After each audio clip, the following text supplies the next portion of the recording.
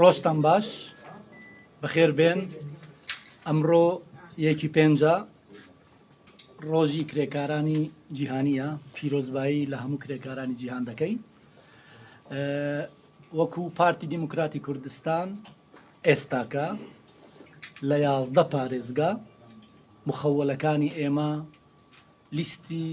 ناوی کاندیدەکانی پارتی دیموکراتی کوردستان ڕادەستی ئۆفیسی هەڵبژاردنەکانی ئەو پارێزگایانە دەکەن. ئێمە وەکو پارتی دیموکراتی کوردستان هەروەکو گوتم لە 11 پارێزگا و لە 30 بازنەی هەڵبژاردن بە 55 کاندیدەوە بەشداری لە هەڵبژاردنەکانی ئەنجومەنی نوێنەرانی عێراق دەکەین کە بڕیارە لە دەیدا 2021 ئەنجام بدرێتن. طبیعی ئەو کاندیدانە بە پێی ئەو پێوەرانەی کە کۆمسیۆن دایناوە دەستنیشان کراون لە مەسەلەی تەمەنە، لە مەسەلەی شەهادەیە، لە مەسەلەی ڕەگەزە، لە مەسەلەی مافی خۆپاڵاوتنە، لە مەسەلە یاساییەکانە و هەروەها چەند پێوەرێکی تایبەتی خۆمانمانیش هەبووە وەکو پارتی دیموکراتی کوردستان. ئەو پێوەرانە بە هەند وەرگیراون و لەسەری ڕۆیشتوین و ئێمە لیژنەیەکمان هەبووە بۆ چاوپێکەوتن لەگەڵ هەموو ئەو کاندیدانە و دوای ئەو چاوپێکەوتنانە ئێدی قیادەی سیاسی پارتی دیموکراتی کوردستان بڕیاری کاندیدکردنیانی داوە. ئەم جارە بە تەسەووری ئێمە هەڵبژاردنەکان گەرم و گوڕتر دەبێت و ڕێژەی بەشداریکردنی خەڵک زیاتر دەبێت چونکە حەماسەکە زیاترە و شێوازی هەڵبژاردنەکەس جیاوازە. جاری پێشووتر تەنها لیست بوو، ئێستاکە لیست نییە. ئێستاکە ڕاستە تۆ بە لیست ناوەکان ڕادەست دەکەی، بەڵام لە هەلمەتی هەڵبژاردنە کاندید خۆی لە واجی هەیە، وەکو شەخص لە واجی هەیە و وەکو تاک لە واجی هەیە. بۆیە بەپێی ئەو زانیاریانەی کە هەمانە و ئەو داتایانەی کە بەدەستمان کەوتووە کاندیدێکی یەکجار زۆر هەیە. بۆ نمونە لە بازنەیەکی وەکو بازنەی تەلعفەر کە بازنەی ژمارە 4 لە پارێزگای نینەوە بۆ 4 کورسی 33 کەس کاندیدا بۆ 4 کورسی و هەروەها لە هەموو بازنەکانی دیکەش لە عێراقا ئەو کێبرچەیە زۆر توندە. ئەمەش باشە، خراپ نییە بۆ ئەوەی باشترینیان سەرکەون و ئەوەی باشترین متمانەی خەڵک دێنێت ئەو بچێت ببێتە نوێنەری ئەو خەڵکە لەوێ و خزمەتی تەواوی وڵاتەکەی بکاتن، بەڵام بە دەرەجەیەک پارێزگاکەی و زیاتر ئەگەر بچووکتری بکەینەوە بە دەرەجەیەک ئەو بازنەیە کە لێی کاندید کراوە و لێی دەنگ دێنێتن. من هەر ئەوەندەم هەبوو پێتان بڵێم و ناوەکانمان تەبیعی هەموو لایە، حەز دەکەم ناوەکانیش پێتان بدەم دواتر، بەڵام گرنگ ئەوەیە کە ئەمڕۆ ئێمە ئێدی کۆتایی بە پرۆسەکە دێنین و لیستەکەمان بە تەواوی ڕادەست دەکەین.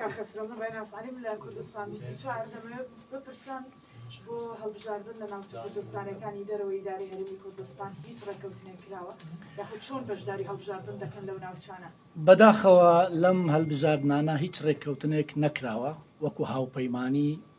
ڕاگەیەنراو بە فەرمی لە کۆمسیۆن، بەڵام هەماهەنگی یان لێک تێگەیشتن لە نێوان لایەنە سیاسیەکان ئەمە هەر لایەنێک ئازادە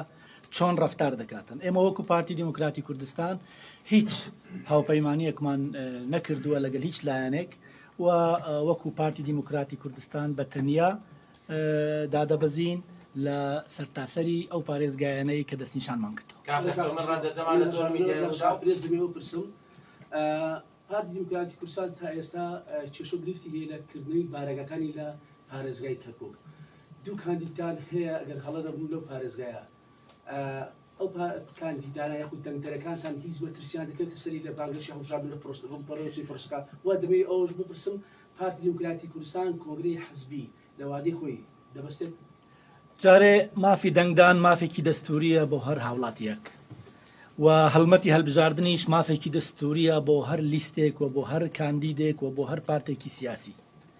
هیچ هێزێک لە سەرتاسەری عێراق بۆی نییە ڕێگری لە کاندید بکات یان لە هەڵمەتی هەڵبژاردننی هیچ لایەنێکی سیاسی بکاتن بارەگای هەبێت یان نەبێت لەوێ بێت یان لەوێ نەبێتن و لە ڕۆژانی دادێتش ئێمە بە فەرمی کاندیدی خۆمان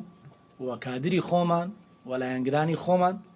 لەو شوێنانەی کە مەشمولن بە مادەی 140 و لە دەرەوەی ئیدارەی هەرێمن بە فعلی بەشداری لە هەڵمەتی هەڵبژاردن دەکەن چوەکو تاک و چوەکو حزب و بە نسبەت کۆنگرس بڕیار بوو کۆنگرەی پارتی دیموکراتی کوردستان لە مانگی 5 بکرێتن بەڵام بەداخەوە لەبەر بارودۆخی کۆرۆنا و لەبەر هەڵبژاردنەکان ئەو بەستنی ئەو کۆنگرەیە دوا دەخرێتن بەڵێ کا خەسومەوەندە جەما لە تۆر میدیای ڕوودا و هەر لەسەرەوەی کەرکک باست کرد نمونە بەشێک لە کادرانی پارتی ناوێرن یعنی یا مەترسی لەسەر ژیانیان هەیە بچنەوە بۆ کەرکک بە مەترسی دەڵێ مەترسیەتە ژیانمان هەیە ئەوانە چۆن دەنگ دەدەن پرسیاری دووەم ئەگەر گوتت ناوی بەربژێرەکان لە وەفات 11 پارێزگاش پارتی بەشداری هەڵبژاردن دەکات ئەگەر بیان خوێنیەوە سوپاس دەکەین لایەن خوێنمەوە هەم پارێزگاکان بەڵێ دەنگدەری نەپارتی دەنگدەری عێراقی لە هەر کوێیەکی عێراق بێت مافی دەنگدانی هەیە ئەگەر نازەح بێت ڕێو ڕسمی خۆی هەیە ئەگەر لە پارێزگای خۆی بێت زۆر بە ئاسایی و بە ئازادی دەتوانی دەنگ بداتن و بەنسبەت کاندیدیش ئێمە هەموو شتێکیان بۆ دەکەین بۆ ئەوەی ئازادانە بۆ خۆیان بسوڕێنەوە لەو شوێنانەی کە کاندیدن و هەر شتێکیش پێویست بێت لە ناسنامە لە ڕێگە پێدان لە حەدم تەعەڕوس لە هەر شتێک بێتن ئێمە بۆیان دابین دەکەین سەبارەت بە کاندیدەکانی ئێمە لە پارێزگای دهۆک کە سێ بازنەیە بازنەی یەکەم دهۆک ئامێدی کە ژمارەی کورسیەکانی چوارن دکتۆر خەلیل غازی دۆسکی فەهمی سەلمان بەرواری خالد سەلیم ئەمین ڕێکانی ئەڤین سەلیم مزوری لە بازنەی زاخۆ سێمێل کە ژمارەی کورسیان سێ کورسیە سێ کاندیدمان دەبێتن یەک عەبدولواحد ئەحمەد ڕەشید سلێڤانی دوو سەگڤان یوسف بەشار سندی سێ زۆزان عەلی ساڵح کۆچەر لە بازنەی ئاکرێ بەردەڕەش شێخان کە چوار کورسی هەیە کاندیدەکان بەندا خەسرۆ گۆران ڤیان سەبری موفق شەهاب سوورچی چیای تەیمور عەبدال لە پارێزگای هەولێر کە 15 کورسیە و چوار بازنەی هەیە لە بازنەی یەکەم کە شەقلاوە سۆران ڕاوەندووس مێرگە سۆر چۆمان لەخۆوە دەگرێت و 4 کورسی هەیە کاندیدەکانمان ئەمانەی خوارەوەن دکتۆر محەممەد سەدیق خۆشناو نەهرۆ مەحموود قادر ڕەوەندووزی سیپان عەزیز حەدۆ شێروانی جوان عەبدوڵڵا عومەر عەبدوڵڵا لە بازنەی دووەم کە دەشتی هەولێر خەبات کۆیە لەخۆ دەگرێت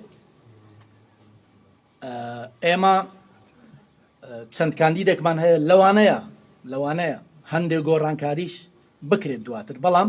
ئەوانەی ئێستاکە مەطروحن ناوەکان ئامانج مەحموود ئەسعەد هەرکی سامیە کەریمخان یەحیا شێروانی خدر عەلی ساڵح منتک لە بازنەی ڕۆژئاوای قەزای ناوەندی هەولێر کە ژمارەی کورسیان سێ کورسیە ئێمە دوو کاندیدمان دەبێت بە ناوەکانی ڕێبوار هادی و لەیلا ئەکرەم لە بازنەی ڕۆژهەڵاتی قەزای ناوەندی هەولێر کە ژمارەی کورسیەکانی چوار کورسیە ئێمە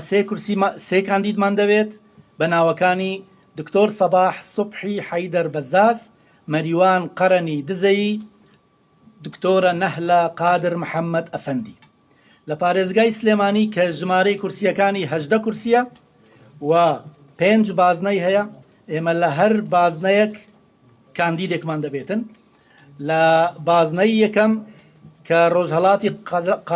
قەزای ناوەندی سلێمانیە لەگەڵ شارباژێر ڕووماوەت کە 4 کورسی هەیە ئێمە یەک کاندیدمان دەبێت بە ناوی یادگار مەحموود نەسڕڵڵا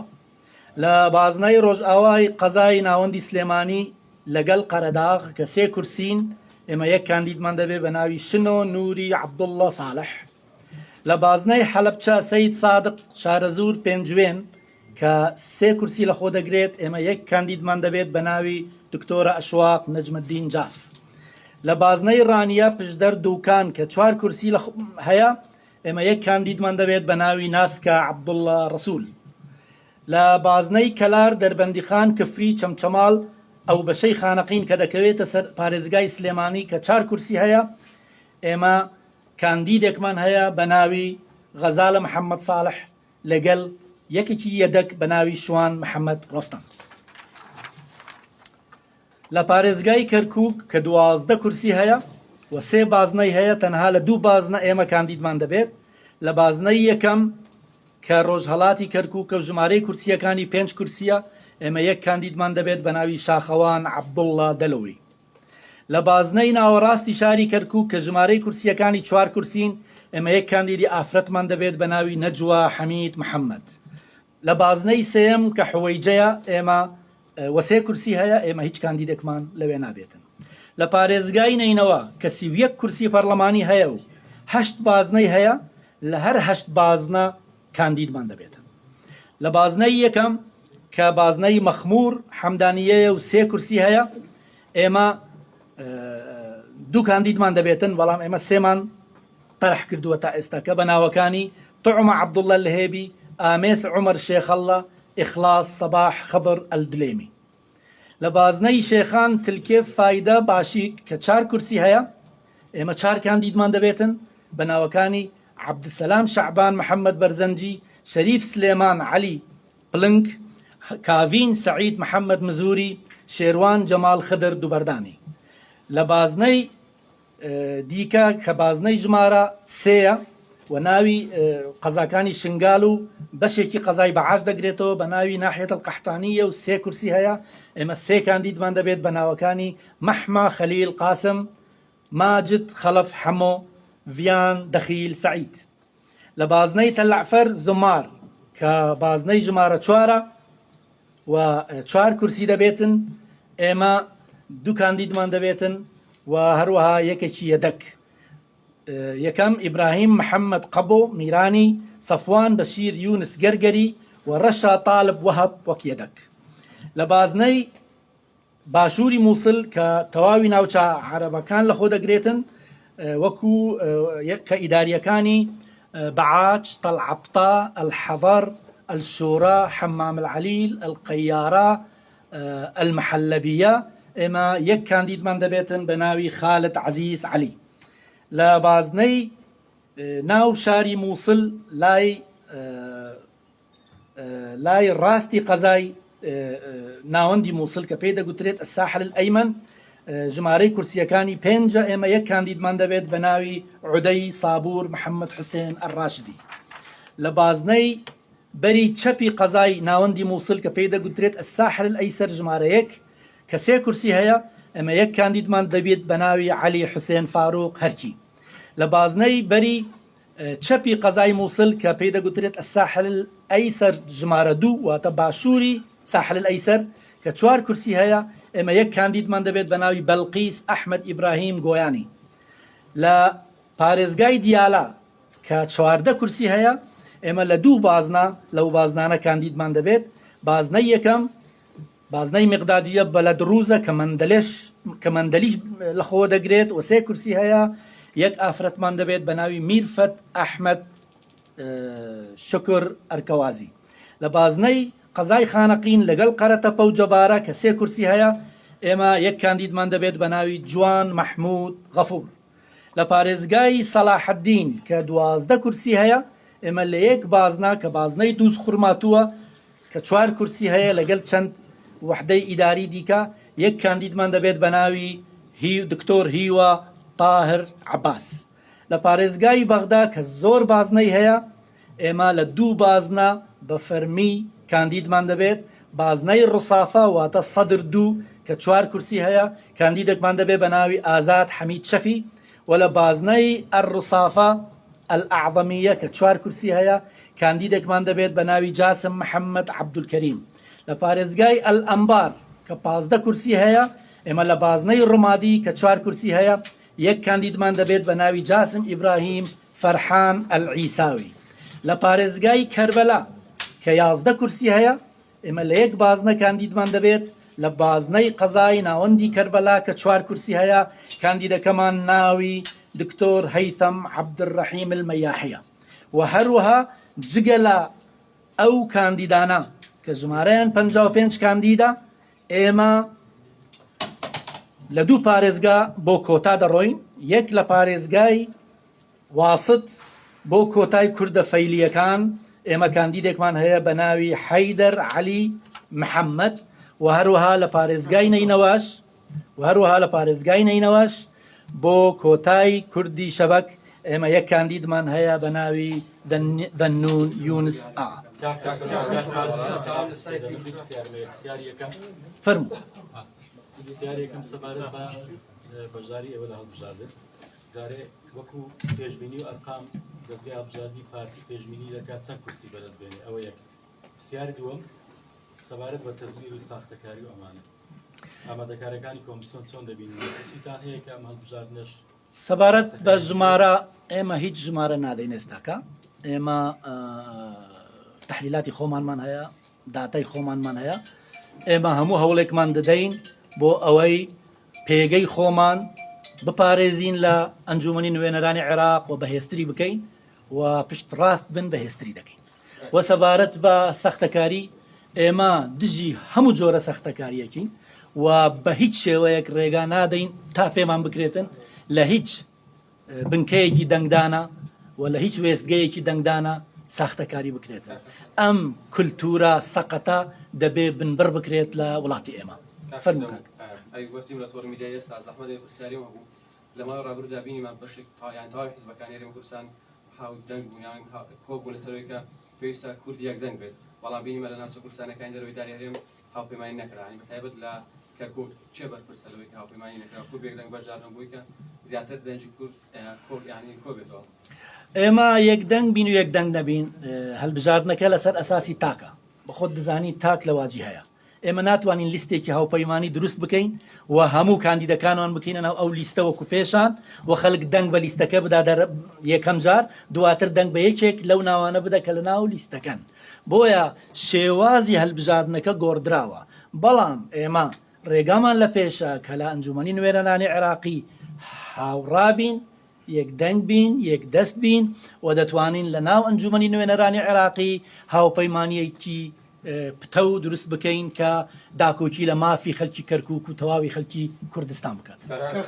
أسأل بخصوص الهجوم الذي حدث يوم أمس في كركوك والذي استهدف قوات البيشمركة هل من بالإمكان إجراء الانتخابات في ظل هذه الظروف الأمنية؟ هذا السؤال الأول. السؤال الثاني المتحدث باسم الحزب الديمقراطي قبل يومين تحدث عن وجود تواصل بخصوص التحالف مع سائرون أين تواصلتم يعني في هذه النقطة أين وصلتم بالتحالف مع سائرون وباقي الكتل طبعا؟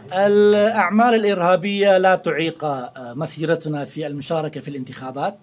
وبدون شك هذا كان حادث مؤسف ونأمل أن تقوم الجهات المعنية بإجراء اللازم بهذا الخصوص وأنتم تعلمون في 2005 و2010 و2014 وفي 2018 نحن شاركنا في كل الانتخابات رغم الوضع الأمني السيء سواء في كركوك أو في نينوى أو في باقي المناطق الأخرى ولذلك سنستمر في المشاركة رغم كل التحديات. وبخصوص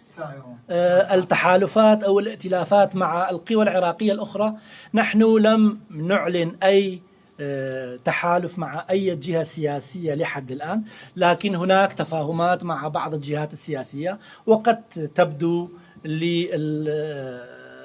قد تظهر وتطفو للسطح في يوم الانتخابات وبعد فرز نتائج الانتخابات. ديما أولى هەردوو وەزارەتی تەندروستی هەرێمی کوردستان و عێراقیش ڕۆژە دوای ڕۆژ مەترسی زیادبوونی کۆرۆنا بڵاو دەکەنەوە پێتان وایە ئەگەر بەو شێوە بەردەوام بی ڕێگربی لە ئەنجامدانی هەڵبژاردن ومێدەوارین هەموو ڕێکارەکان بگرێنە بەر بۆ دەنگدان و لە ڕووی تەندروستیەوە دەبێتن کۆمیسیۆن بە شێوەیەکی وا سندوقەکان دابنێت و بە شێوەیەکی وا خەڵکەکە ڕێک بخا لە سەرەکان کە هەموو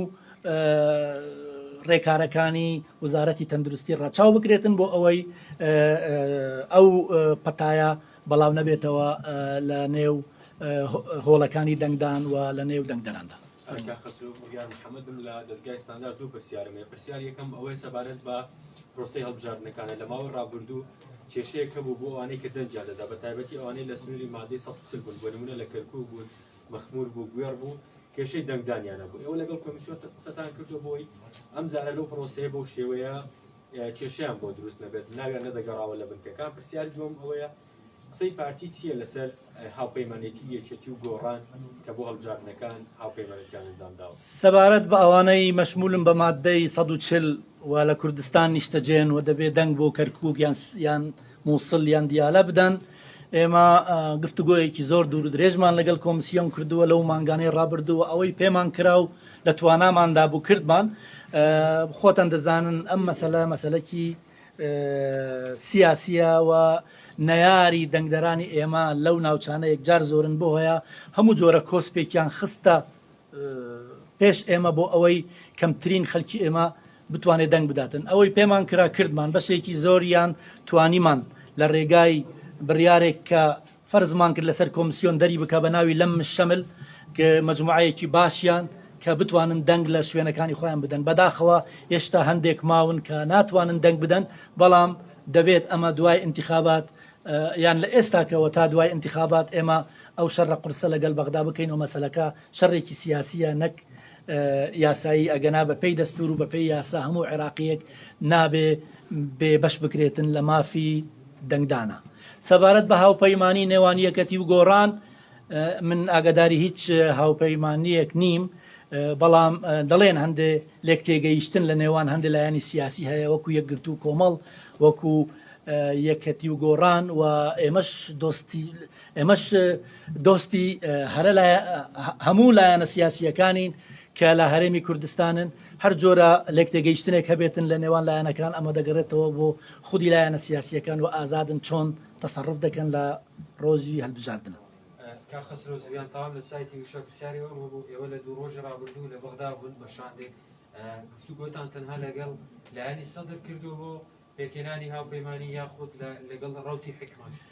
شاندی ئێمە بۆ چەند کارێکی تایبەت ڕۆیشت بوو بۆ بەغداوە کارەکانی کۆتایی پێهێناوە گەڕایەوە و بۆیە ئەم